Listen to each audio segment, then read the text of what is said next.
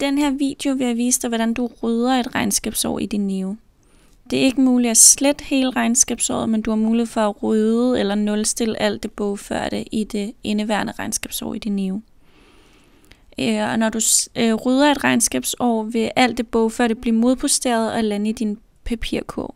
Så du har altså stadig mulighed for at søge i bilagene i posteringslisten eller gendanne et eller flere bilag i papirkurven. Og for at rydde et regnskabsår, så skal du klikke på indstillinger, regnskabsår.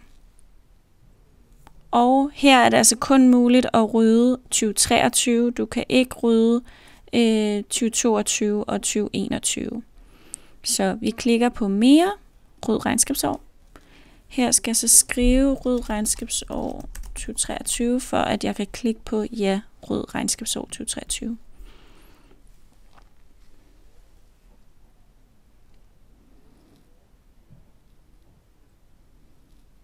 Sådan. Nu er 2023 ryddet, og hvis man klikker på overblikket, så er der ikke bogført nogen bilag. Man kan så stadig søge under posteringslisten, hvis man klikker på regnskab posteringer. Og hvis vi bare søger på alle, så ligger de stadig her. De er bare modposteret. Så man kan stadig finde dem frem. Man kan også finde dem under indstillinger og papirkurv. Her der ligger nogle fakturer. Dem kan man gendanne. Man kan også gå under bilag og gendanne bilagene.